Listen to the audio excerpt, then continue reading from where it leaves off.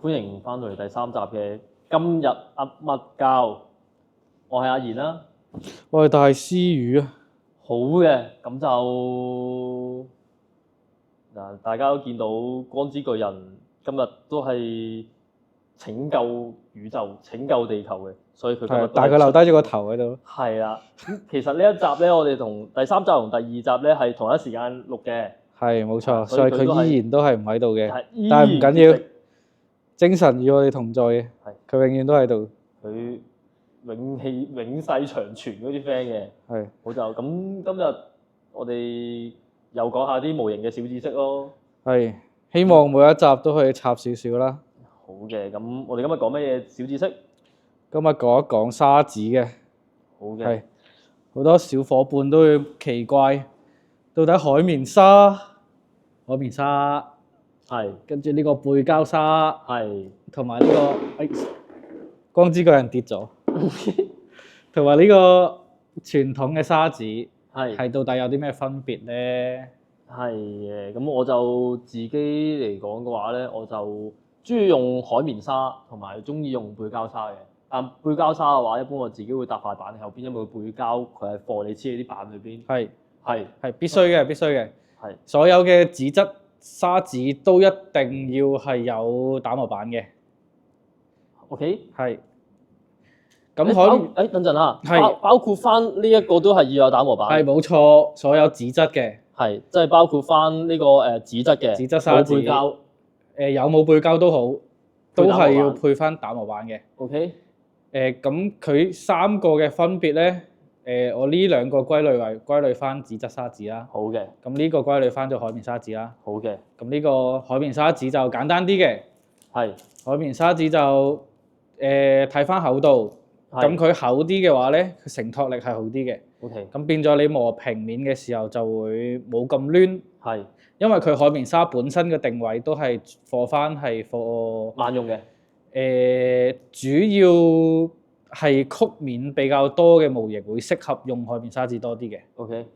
係，因為佢有翻彈性咧。係。變咗你如果係力度唔啱，或者你個面係需要一個相對比較平嘅面嘅時候，海綿沙係相對會弱少少嘅。係，因為咧我有留意過好多模友咧，佢哋一入門，即係一入坑咧，第一時間就係買海綿沙嘅。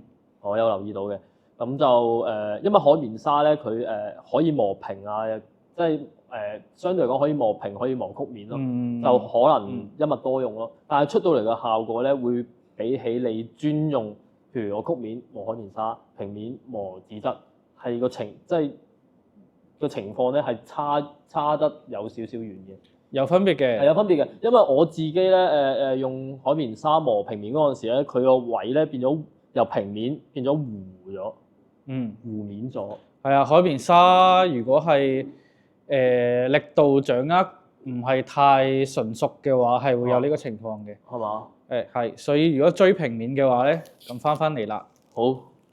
咁我會推薦翻用紙質沙子配呢個打磨板嘅。係。因為打磨板你本身已經係一個比較絕對嘅平面嚟嘅。係啊，因為咁所以你追所有絲面、90度面，凡係平嘅面嘅話咧，海綿沙呢個紙質沙，配搭翻打磨板，佢係會俾到一個足夠嘅承托，同埋佢係相對平面。OK。咁出到嚟個面就會直啲嘅。OK。咁我想問下咧應該要點樣打磨？即係個力度啊、方向啊。點樣掌握？點樣打磨會比較好啲咧？我一般同一啲新入坑嘅朋友講咧，用沙子嘅時候可以用自己啲肉嚟試下先嘅。即係磨自己皮、磨自己肉。冇錯。當你將沙子接觸自己皮膚嘅時候，你做打磨嘅動作嘅時候咧，你唔會感受到太大嘅阻力，又或者整痛自己嘅。OK。咁嗰個力度就係 OK 嘅。OK。係，就唔會話俾太多向下壓嘅力佢。哦。係，咁就叫做有一個比較實在嘅參考。OK。咁講翻你買沙紙嘅時候會見到呢啲好多咩 P400番，跟住呢一包綜合沙紙入邊咧會有 P320、400、600、800、1000好多種番嘅沙紙嘅。係啊，即係簡稱目數啦。係佢嘅目數，咁佢目數咧就數字越大，代表張沙紙係越幼細嘅。OK。咁我就粗略地分翻幾類嘅。係。咁就400以下嘅，我會叫佢做我呢個係我自己稱呼啫，就唔一定係大家都一樣叫法嘅。OK。仲400目下，我就稱呼佢為整形類嘅。整形類。即係當你執一啲大平面，執佢嘅基礎形狀嘅時候咧，我就會用400或者甚至更粗嘅沙紙。即係好似我之前問你啦，係咪上 GK 卷到磨平面？因為我慣咗自己磨 GK 嗰陣時，一開始係用600目嘅。我發現咧磨得唔平，變咗護位。或者係唔係要自己理想嘅角度。係啦。咁同沙紙都有關係嘅。可能我用所以就你要睇翻目的去揀沙紙。係。所以如果我想係磨翻平面嘅話，塑形嘅話，我會要用翻600目。係冇錯。用翻400目400目嘅。咁300目嘅咧？啱啱你有個詞講得非常好嘅，就係塑形嘅時候。係咯。即係譬如我一個弧面，將佢變成直面，又或者調翻轉直面變成弧面。凡係形狀改變嘅時候，我就用400以下嘅。咁樣你先粗略打磨咗個形狀先會好啲。OK。係。咁後面400以上到1000咧，就平時叫做修整嘅，即係我將之前打磨好嘅粗面執翻靚仔，做進一步嘅細節，即係將佢可以執翻到可以噴塗上色，或者係整翻做一個正常可以見得閒嘅面。係冇錯冇錯。因為比較偏向，但係呢個係呢個。點講咧？呢個分類比較偏向係噴塗嘅朋友嘅。OK，咁好啦，我哋講翻入去先啦。啱啱先講完400目或以下係我嚟塑形啦。咁600或者係咯。600到1000就係執翻你之前400嘅磨痕，又或者係普通塑組打磨水口。就會通常用到400到1000嘅。OK， 即係打磨其實係循序漸進，400、600、800、1000。必須嘅。OK。係你打磨嘅時候，佢成個平面你需要將佢磨到係你而家手上目數嗰張沙紙。明白。你先好轉下一級。OK。咁佢啲磨痕先至會覆蓋得到嘅。OK，咁1000以上咧？1000以上就叫做拋光類㗎啦。即係如果假設即係咪比較偏向於噴塗咧？其實會唔會咁講咧？其實唔係嘅，拋光反而係去到塑組，比較高要求嘅塑組，因為噴塗你等於係化咗一次妝。係啊。咁就又漆又厚度嘅。OK。咁佢多多少少都會遮咗你一啲毛痕啊、瑕疵啊。OK。咁當你面頭冇 coating 冇噴塗嘅時候咧，你個底就要執得更加靚仔啦。OK。唔係嘅喎，咁如果我做金屬油咧，金屬油我想要好靚面嗰種效果，我要磨到800磨到1000。都係需要拋光一下嘅，起碼去到就1500度。因為你金屬油一般用嘅金屬油，佢粒子係相對細嘅。咁所以佢填補磨痕嘅能力就會低啲。即係換言之，就係如果你想個底越靚越平滑嘅話，我就要花多啲功夫去磨啦。OK， 冇問題。冇錯。OK。咁就沙紙又講到呢一 part。係。好嘅，咁今日講咩？咁就進入今日嘅主題。今日嘅主題就係上一期我哋講到靈異嘅鬼故事。咁除咗靈異有鬼故事之外咧，人間都好多鬼故事嘅。即係唔係邊個鬼？詭異個鬼啊！即係啲奇怪嘢。係啊，即係有啲鉗嘢啊。OK。係咯。有幾鉗？唔單止係先人需要破地獄嘅，人都要破㗎。係啊，冇錯。OK，咁你有咩鉗嘢啊？唔係，你身邊有咩鉗嘢啊？身邊有啲鉗同事，鉗前同事。鉗前同事。係啊，又要講翻之前提到過纜車有纜車嗰間酒店嘅時候嘅日子啊。OK。係。咁我上一期都講啦，我哋要落水嘅。咁佢有唔係硬性要求嘅，但係建議我哋要準備翻一個潛水牌照嘅。係。無論咩級都好，初級、最低級嗰都 OK 嘅，但係至少你要有。係。咁就有一個新同事嘅嗰陣時，佢入職咧係揸一張教練級嘅潛水牌。潛水教練嘅牌。佢係潛水牌，佢係潛水教練嚟嘅。佢表示佢係潛水教練嚟嘅。係。但係佢有呢個牌照，我諗應該都係咯。我諗。係啊，佢曾經係啦，起碼。OK，咁呢叫曾經係咧？點解？咁後尾因為一啲事，跟住就需要去檢查一下啲牌照。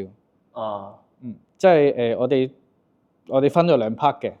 除咗我哋做嘢嗰一 part、孭樽嗰一 part 之外咧，有一個 team 係去管嗰個潛水設備嘅。係。咁個 team 咧就係佢嘅職責本身就要查一查大家啲牌照嘅。即係當做係日常檢查咁樣嘅，唔係強制性嘅。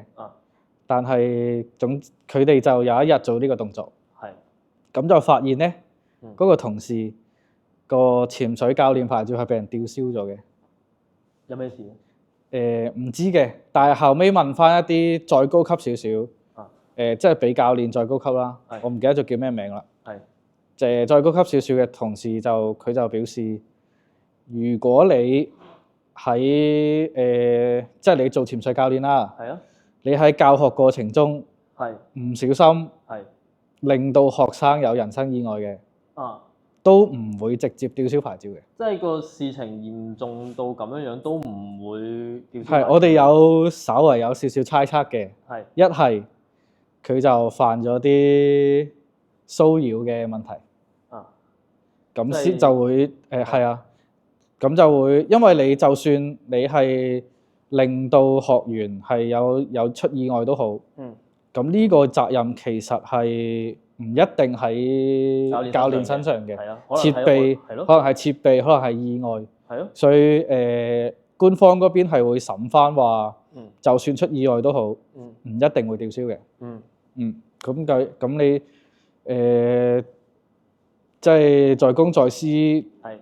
咁你教練都唔會想個學員出意外噶嘛？肯定係啊！你喺澳門其實出人命係一件好大鑊嘅事。係，唔好話喺澳門啦，咁個牌係國際噶嘛。係啊。係啊，咁喺其他地方都係嘅。係。即係可以難聽啲講，佢有其他因素可以去賴。就唔一定係因為個教練本身。咁就但係啊，可能就係你凡係做咗一啲影響聲譽嘅，嚴重影響到呢個牌成間公司嘅聲譽嘅。就會高機率吊銷牌照。係，所以我哋就猜測係咪犯咗啲騷擾問題啊？即係做咗啲唔知咩鬧咗啲咩醜聞出嚟啊？係咪我即係係咯，衰鹹濕咯，衰鹹濕咯。係啊，總之就係犯一啲影響聲譽嘅嘢，先會考慮到吊銷牌照嘅啫。點解咁得意嘅？咁想當初可以 in 得到嘅？係啊，所以就係其實因為個牌公司冇硬性規定嘅，所以公司就變咗係冇一個好必要地去查你個牌啱唔啱。咁其實我覺得呢單嘢係有刑事成分嘅。如果唔係做假文件啊，係啊。咁佢最後尾點啊？最後尾好好彩喎！最後尾佢唔係俾人炒喎，佢調 department 啫喎。佢調咗 department 啫喎。係啊，調咗電視房啫喎。OK。啊。OK。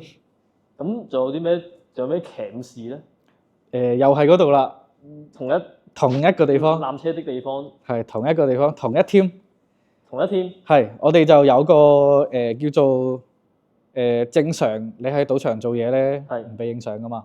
係啊，其實好多時都係唔理係職員又好啊，唔理係客人都好，都係唔俾。係啊，總之內部嘅地方你係一定係唔可以影相嘅。係啊。咁嗰個同事咧就授權影相嘅。係，因為我哋落去做嘢嘅時候有好多狀況，唔係未必係即係口語相傳，可以話俾你知實際上係點樣嘅。有圖片。係有圖有真相。係咁，佢就授權係影翻一啲工作相關嘅內容。係咁咧，佢就大安旨意咧，就偷拍其他同事疑似噴泡嘅相。疑似噴泡嘅相。係就攞去私人用途，唔知係篤背脊啊？號嚟嘅喎。如果係篤背脊嚟講嘅話咧，我覺得係公事啦。唔知㗎。如果係私人嘅話，我覺得係變態喎。唔知㗎。我覺得好變態喎。係有啲相對傳聞嘅嘢，咁我就唔特別講啦。好，費事詆毀人哋啦。一陣同我講。我哋咪後講。OK。係啊。咁佢咧就嗰陣時就我唔記得咗因咩事啦。咁佢就同嗰個賈政嗰個同事發生爭執嘅。大家係唔啱碼嘅。OK。懷疑係賈政嗰個同事又投訴佢偷拍啦、性啦，咁總之佢兩個係有牙齒印嘅。咁跟住咧，佢又做咗一樣好傻仔嘅嘢嘅。例如咧，佢喺咁我哋有 shoot 噶嘛？近身衣嗰啲。係啊，有 shoot 噶嘛？佢就淘寶買咗一啲痕氧粉，整蠱人嘅道具。係嗰啲痕氧粉啦，搽咗佢身痕嗰啲啦。佢唔係啊嘛，即係佢就倒落去嗰位同事嘅 shoot 入邊。我頂。係跟住嗰位同事後尾會搞到話咩？灼傷啊，要驗傷啊，去叫做反制翻嗰個同事。即係會灼傷嘅咩？真係會。好難講，呢啲始終都係化學嘢。Oh my god！點解會做呢啲咁嘅嘢啊？唔係後續係點樣樣先？即係後續係冇事咯。即係落人哋身痕粉都冇事。其實成單呢兩單古仔，最恐怖嗰個地方係兩位同事都冇事。係冇事發生咯。冇事發生。嚇！係啊，所以後尾就咁包容嘅咩？係有問題嘅。所以後尾就好多都離職嘅離職。調 apartment 嘅調 apartment，咁都我可以喺呢度透露就係而家嗰 team 人咧，全部都變晒外勞啦。咩啊？全部咩啊？全部都變晒外勞。哦，即係原先呢一班人其實因為係本地身份證嘅。係啊。係啊，呢一班人本身係本地身份證嘅。但係因為嗰一班人突然間話搞屎棍，有啲成，即係唔係搞屎棍嘅，咁包括我噶嘛。咁突然間話全部一齊離職。咁上頭就有一個藉口話請一班外勞過嚟頂。但係個上頭而家都俾人炒咗。後尾我聽翻仲有做嘅同事就講翻話，因為疫情關係，上面嗰個都俾人炒咗啦。係。咁就我聽你講做休息緊嗰陣時咧，聽你講仲有一單。係啊，仲有一單好搞笑。我嚟聽下。唔係我哋組嘅，隔離組嘅。隔離有一組係管水質嘅。水質嘅。OK。咁有一日咧，就嗰個同事冇翻工嘅。水質同事冇翻工嘅。放假定點啊？放假嘅。OK。咁就突然間有一班司警走入嚟，就話要開 locker。OK， 如果遇到呢咁嘅情況，應該係犯咗啲事或者係成先會開 locker。咁肯定啦，咁肯定啦。跟住後尾有啲小道消息就話佢疑似係操控賣淫。呢個可信程度有待考量。OK。但係有咁嘅，即係我覺得冇理由無啦啦空穴來風嘅。係啊。你係有啲嘢，有啲風吹過去先驚動到司法。係啊。即係唔會話無啦啦，即係突然間吹咗一陣風就話，呢條友操控賣淫。係啊。咁唔會屈你，唔會。係啊，一係如果係屈嘅話，咁你肯定會聽到第二啲理由嘅。但係冇嘅。個個都覺得佢係操控賣淫嘅。咁佢最後尾有冇俾人拉咗先？最後聽講係冇揾到證據嘅。揾到證據就放咗佢。冇塔嘅應該。好似有塔，有協助調查嘅。有協助調查嘅。咁佢最後邊冇事，咁仲喺度繼續做定點？而家應該都炒咗啦。哦。但係疫情期間炒嘅，唔係因為呢單嘢炒嘅。OK。係啊。仲有一個嘅。仲有一個？仲有一個同事嘅，我哋 team 嘅。係。就係借大耳窿嘅。爛賭。借大耳窿。OK。跟住俾人上門嚟公司催還錢。嚇？冇錯。繼續講。但係佢都係俾人催完之後，好快就消失咗。OK。佢係唔記得咗係自己離職定係？會唔會係即係有時遇到啲咁嘅情況，其實自己都係冇面嘅，無地自容，所以就選擇離職咯？唔一定嘅，但係佢都借得大意咯。我又覺得佢唔會點樣無地自容嘅。咁你真係冇錢還，都冇錢還咁俾人撻咯。唔係冇錢還你又咁你咪要承擔責任咯。就係呢度咯。咁你係要自己去承擔責任噶嘛？咁肯定。唔係人哋嚟刮你噶嘛？係啊。係啊，咁我覺得係公司有問題嘅，即係公司覺得佢有問題嘅。公司肯定覺得佢有問題，即係你私人理由影響到。係啊，所以先離職嘅啫。啊。就唔係話自己潛逃嘅。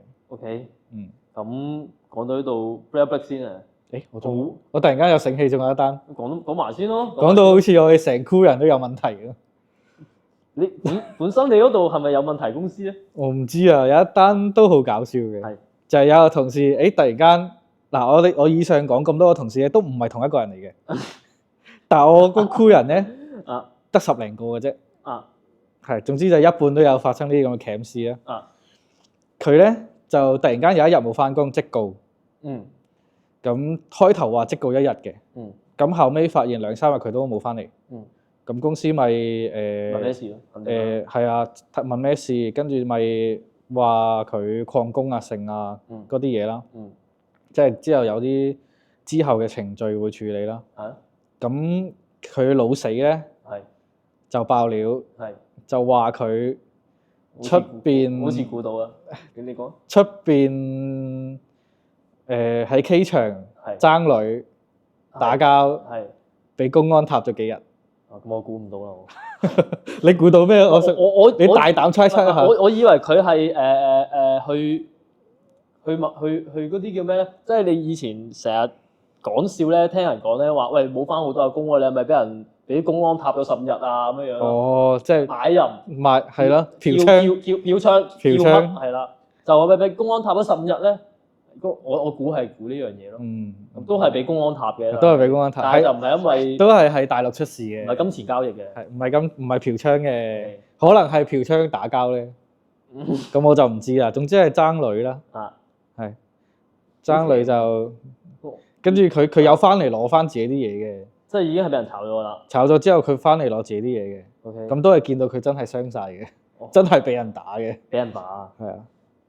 冇辦法啦，你還手就係錯啊！呢個情況老實講，你唔還手嘅話，你未必錯。但咁我又唔知係佢喐手先定係點嘅，我又冇細問。好，咁我哋休息陣先，好攰啊，休息。放個逼先。放個逼先啦。轉頭翻嚟繼續。好，轉頭見。好，飲完啖水翻嚟繼續。阿嚴總。噏乜鳩係？嚴總有嘢分享啦。總有嘢分享啊！其實我有2單嘢可以分享到嘅，咁就我係某一間好有異國風情嘅賭場度做嗰個叫咩？做帳房㗎啦。咁就好多間都有異國風情喎。唔係㗎，有啲係好科幻嘅，即係要去到宇宙嘅。咁有啲咧係係咯，唔識形容。總之我嗰間係特別有異國風情嘅，好多地方嘅，係啦，大多數歐洲咯，大多數歐洲嗰間嗰個國企嗰度做嘢嘅，做帳房嘅。咁大家都知道喺賭場裏邊咧係好多CCTV 嗰啲嘅啦，每一個角落都有嘅。咁就喺疫情嗰陣時咧，有一位同事咧就因為佢入職咗咧，其實都係有一段時間嘅。即係而唔係新入職嗰啲，如果你話新入職嗰啲咧，我可以理解佢呢一種行為咧係有異常嘅，但係佢都做咗一段時間㗎。咁係咩行為有異常咧？佢咧就有一日突然間同個主任講話，喂，好大壓力。跟住主任問翻佢，有壓力正常啦。壓力來自於邊度咧？有壓力係正常啦。有壓力係正常啲乜嘢啊？有壓力正常啊，工作有工作壓力。唔係佢嗰種壓力咧，唔係來自於啲客俾佢嘅。點知來自於邊度？佢話個 CCTV， 佢做嘢嗰陣時個 CCTV 及住佢。好似監視緊佢一舉一動咁樣樣，覺得自己好有壓力。佢平時咧，之前咧，之前即係佢有冇啲，即係佢為人本身係好正常嘅一個師奶咯。哦，師奶啊，師奶嚟嘅，係師奶嚟㗎，即係你唔會覺得佢係一個20零歲嗰啲人啦。佢係應該都生到尾嗰啲師奶仔嚟嘅。跟住佢就話自己突然間好大壓力嘅，就話好似俾人哋監視一舉一動咁樣樣。咁就好啦。咁過咗一排啦。我哋嘅部門嘅經理就收到CCTV 打過嚟，就話你個同事做乜嘢啊？點解喺人哋嘅 locker 度喺度貼面冇紙嘅？咁簡單講下啦，賭場咧有一笪地方咧係專俾啲員工擺自己嘅物品嘅，好多 locker 嘅。咁就可能我隔離嗰個 locker 咧，我個 locker 隔離嗰個咧係其他部門嘅。咁就隔離嗰個 locker 咧就有隔離嗰個 locker 嘅同事咧就投訴話點解我個 locker 咁多張面冇紙？咁有面冇紙可能係同你講下嘢啊、剩啊咁樣嗰啲，留低啲口信啦，啲好普通嘅面冇紙啦。咁嗰啲面冇紙係咩面冇紙咧？上邊好奇怪喎，咩寫住咩殺人犯、變態狂、偷蹤跟蹤狂嗰啲咁嘅嘢咯。即係我哋經理喺個電視CCTV 嗰度收到呢咁嘅消息啦。咁就問翻個同事咩事。咁個同事咧就話好大壓力啊，剩啊咁樣樣嘅。嗰陣時已經係開始崩潰邊緣咁樣樣㗎啦。係啊，疫情期間喎。咁都好嚴重喎。係啊，即係佢如果係喺賭場裏邊啦，你只要唔影響到其他部門嘅話，自己內部嘅嘢咧都可以自己拆掂嘅。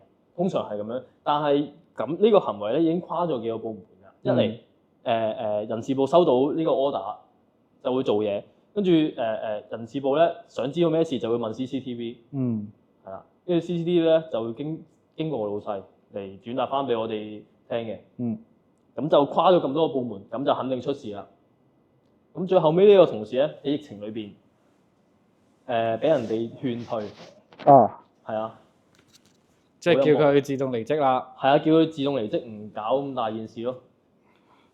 其實係咪有啲問題咧？咁樣嘅話，肯定係有問題啦。即係我可以理解到，如果你嚟自於客嘅因為你知道做帳房咧成日會接觸啲客嘅話咧我哋要出數入數要係好精準嘅，係唔可以有數有出入嘅。如果收工嗰陣時有數有出入嘅話，就好麻煩㗎。就輕則咧就遲收工，重則咧就可能要收 file warning 嗰啲，甚至可能會俾人哋炒。係啦。如果個金額一去到某一笪地方、某一個程度嘅話咧，會報埋司法添嘅。懷疑你係咪同其他人串通？但係問題就係嗰陣時喺疫情期間，咧大家都知道全城封城啊，或者係其他地方嘅人嚟唔到澳門啦，咁相對嚟講係好靜嘅。跟住佢都話好大壓力啊，精神錯亂咁樣，最後尾俾人辭退。唔係，我意思係公司咁樣勸退佢，其實係有問題嘅喎。睇你點睇咯。其實如果正常情況下其實犯呢啲錯嘅話，可能要炒㗎啦。佢唔係犯錯喎，佢係因為公司，即係佢因為嚟自公司嘅壓力，令到佢精神上有問題，即係有精神疾病嘅問題。唔係，因為咧老實講啦，你返得呢份工，你就預咗會有呢個情況發生㗎。咩情況咧？即係會俾 CCTV 及住做緊乜？即係你返得呢份工，你會預咗有呢個情況發生。唔係，我意思係佢唔係話返工之前已經係有精神病史㗎啦嘛。返工之前應該冇嘅。係咯，佢係喺工作過程期間發現，因為工作嘅原因而患精神病。咁間公司係咪要有啲賠償保障，或者係有啲幫下佢之類？有幫過㗎，我聽翻嚟係有幫過㗎。係啊，但係到最後邊佢都係搞唔掂，因為你知道疫情嗰陣時最唔缺就係人手啦。曾經就安排佢放1+1，咩叫1+1咧？即係我拎1日嘅無薪假就送1日嘅有薪假，即係我唔翻工我都有半份糧咁嘅意思咯。就安排佢放1+1，但係即係放完1+1之後，佢睇醫生，醫生都幫佢唔到，係啊，咁樣嘅情況之下，先勸退佢咯。因為以我所知，博企咧好注重員工嘅福利啊、利益啊嗰種㗎，係啊，好注重㗎。唔容博企係唔容許賭場員工有任何嗰種點樣講好咧？佢哋係好驚政府秋後算賬啊、剩啊咁樣嘅，所以佢哋都好遵守翻個勞工法嘅。以我所知係咁樣嘅。咁都係嘅，咁佢精神狀況唔適合翻工嘅話，係啊，都合理嘅。係啊，如果啲係跟翻足嘅話，即係啲福利嗰啲嘢，就冇辦法，因為佢呢個係自願離職，同埋佢未到嗰個退休年紀，所以就冇辦法嘅呢樣嘢。咁就呢個係其中一單咯。咁第二單嘅話咧，其實都有啲棘嘅，我覺得。好棘嘅。我諗大家喺係咪23年咧？嗰件事我啱啱先有同佢講過嘅。23年定24年啊？24年係嘛？23嘅23年啊，23年尾，23年嘅年中到年尾之間發生嘅。係。咁就大家都有聽講過話有人喺一間模型鋪度訂玩具，而嗰個商家走數，類似啦，類似啦。咁其實咧其實有2單嘅，係啦。其中一單咧係冇事發生，因為佢後尾後知後覺知道阿 A 俾人拉咗咯喎，我要找數㗎啦，因為我第二個就係我啦，係啊。咁就第一單就唔講，我講第二單啦。第二單嘅話咧係我同事嚟嘅，冇錯，同部門嘅同事，同部門嘅同事係，不過係唔同場，但係呢個人出晒名㗎。本身咧，佢喺工作上嚟講嘅話，個聲譽唔係咁好嘅，即係做嘢啊，或者係為人啊嗰方面咧，已經唔係咁好㗎啦。咁就嗰陣時佢就收客嘅訂，然之後咧就唔退訂唔成啦，涉及嘅金額都幾多啊？以我所知，因為嗰陣時聽翻佢身邊啲同事講嘅話咧，又換車又換樓。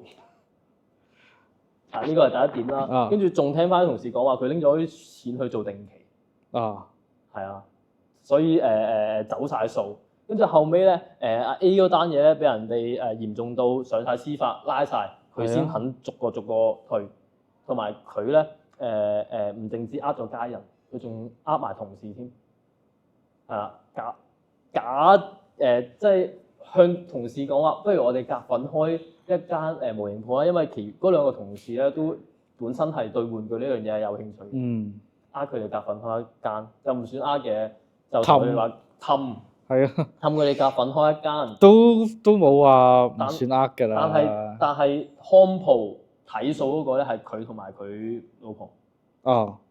咁佢從中入貨啊，或者剩啊嗰啲數就完全唔經完全唔經佢哋2個㗎啦，係啊。咁最後邊都係搞到不和之後就係咯，就咁樣咯。嗰個位係我同事，我覺得好強。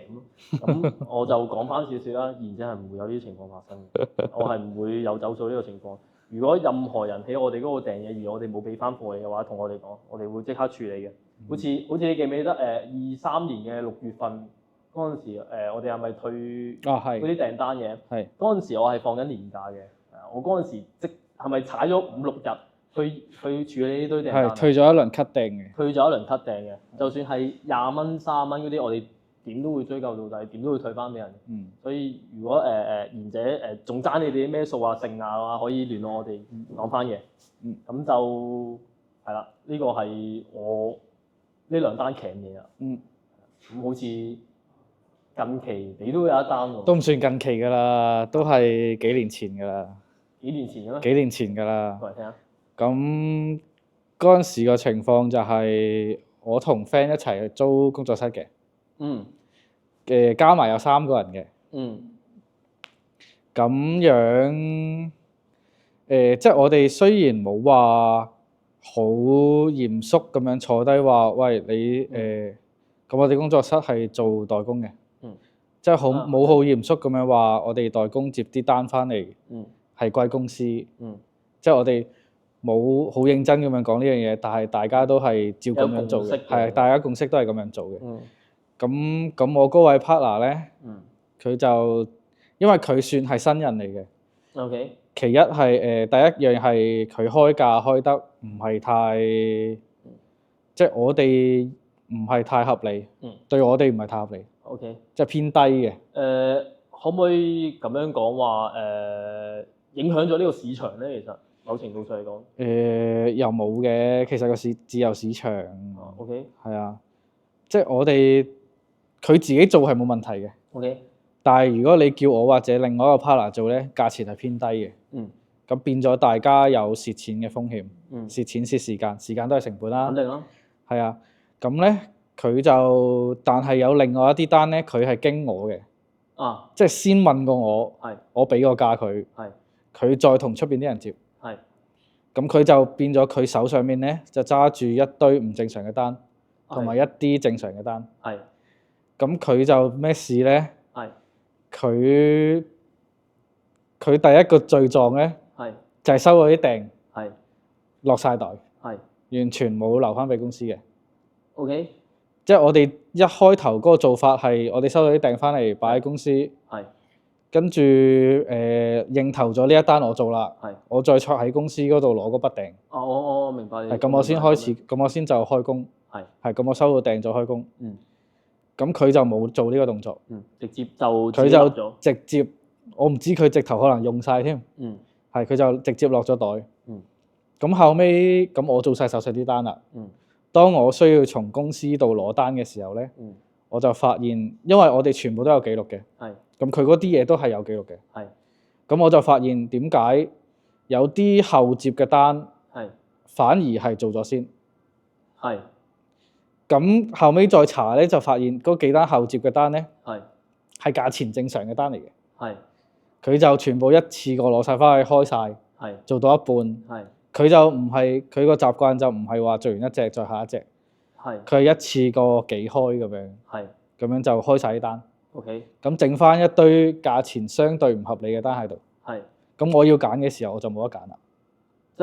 即係一係我就用低價做，一係你做，一係唔做，一係就唔做。係咯，但係你冇理由詆毀自己啊嘛。你合理嘅價錢，我做得個做字。係啊，我冇理由有得個做字噶嘛。係啊。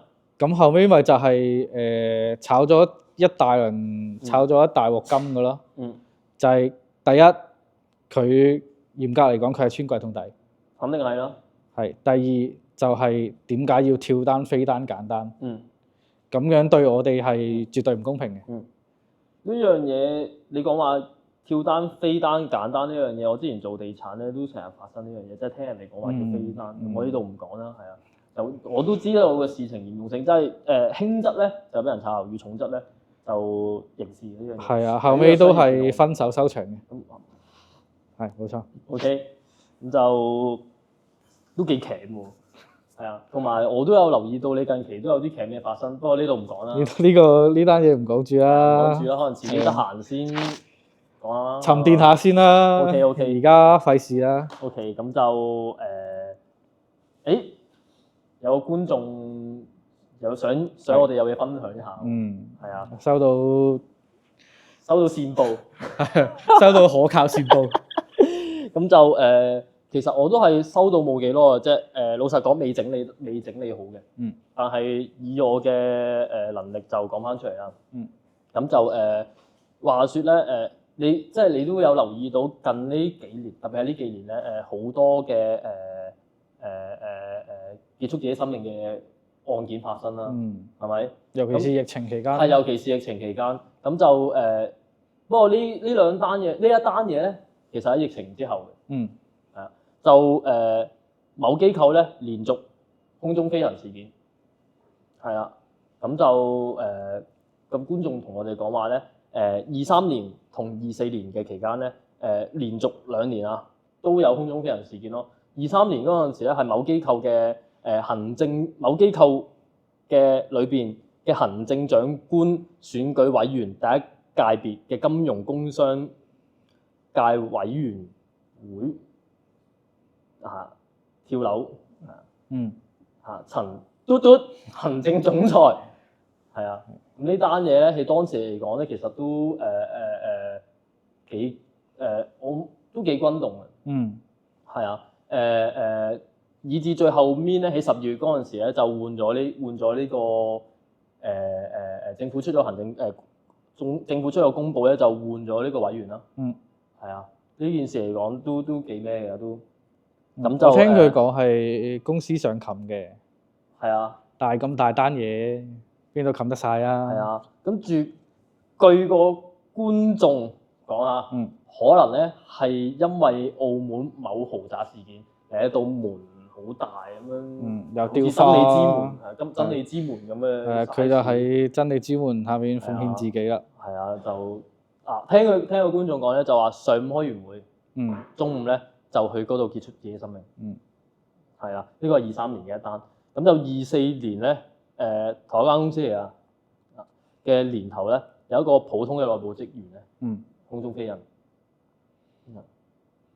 所以其實會唔會係因為呢一間公司本身有問題先，定係因為城市人太多嘅壓力先會有啲咁嘅嘢發生？連續2年喎，其實兩種可能都有嘅，即係2個因素都有嘅。咁就個觀眾都話好彩，今年係冇嘅。25年咧，暫時平安。暫時平安啊！因為依家先係2月啫嘛 ，touch wood 講句啊，暫時平安，暫時平安啊！咁就都希望今年平平安安度過咯。呼籲大家有問題，記住唔好自己一個屈住啊！係啊，打去嗰啲防止社工幫手，防止自殺啲 friend 啊，打去社工嗰度問一問，係啊，咁就另外一單嘢咧，就係影子銀行啊。其實我係對呢樣嘢冇乜概念嘅，但係有位觀眾咧都同我講話咧，其他地區咧就叫做影子銀行啦，咁就澳門地區唔知叫咩嘅。係啊，咁就本質上咧佢本質上咧係內地銀行嘅澳門分行嘅。入邊咧通常大多數咧係有3至4個人啦。但係實際上嘅話咧係本地嘅在職員工處理呢啲影子銀行嘅業務嘅。係啊，咁就實際上就2間銀行啦，但做嘢嘅人咧係原班人馬入邊嗰啲職員嚟嘅。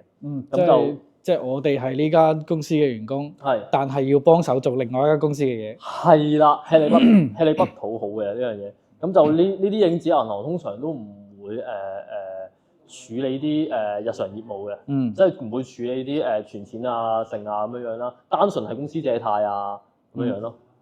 係啊，就佢就同我哋呻，咁其實我都覺得係嘅，同我哋呻話做本地人做埋啲影子銀行嘅嘢，做啱嘢冇人工加，做錯嘢要食，吃力不討好。而家佢哋好似人工都唔係話特別高，唔係話特別高。老實講嘅，銀行咧人工唔會特別高嘅，佢哋係要食年尾嗰份花紅先高咯。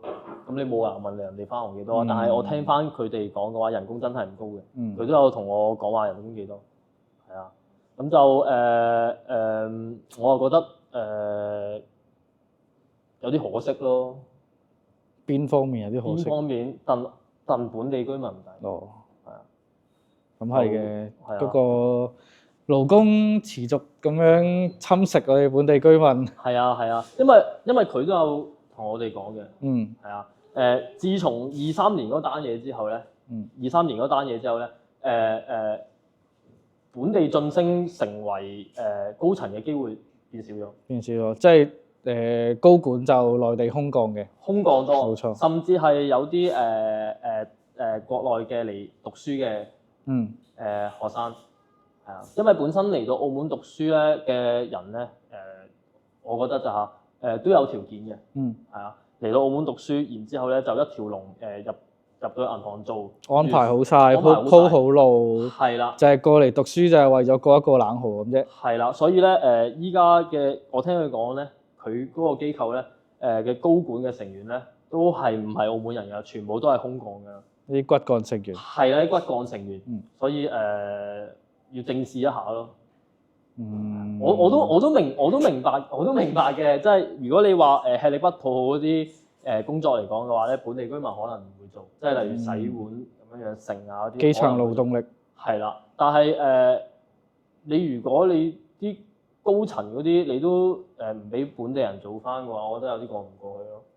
係啊，即係你冇理由你個行政長官講少少政治啦，冇理由係啦，唔係澳門人做㗎嘛，係咪先？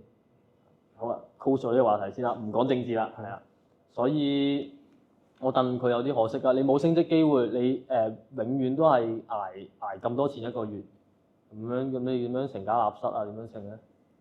澳門呢個經濟環境就係依家咁樣樣咯。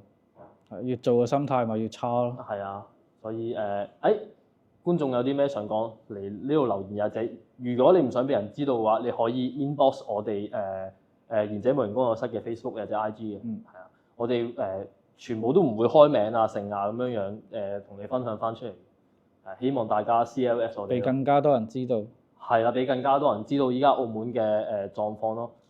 我哋唔係東張西望，我哋今日啱啱交，咁就係時候要 sell 下鋪頭啦，好唔好？麻煩鏡頭移去呢一個位置，靚唔靚呢張嘢？靚。呢張嘢我都係 cap 我哋鋪頭嗰個招牌 cap 出嚟嘅啫。咁就做乜有呢張箭喺度嘅？係咯，點解嘅？係啦，賢者無形工作室依家有卡 game 啦，見到啲精靈波喺度啊咁樣樣。依家咧可以打卡 game 㗎。咁唔淨止咧係打 Pokemon 嘅喎，咁可以玩桌遊啊，可以玩高達卡啊，甚至係玩飛行棋、鬥獸棋、象棋，可以挑字棋，冇問題。西洋棋冇問題，五字棋乜嘢棋都得啊。總之可以過嚟玩桌遊，免費開放俾大家嘅，喺營業時間，係啦。咁同埋仲有一樣嘢係依家我哋啲位好似吉咗個喺度喎，2000蚊嗰個私家位。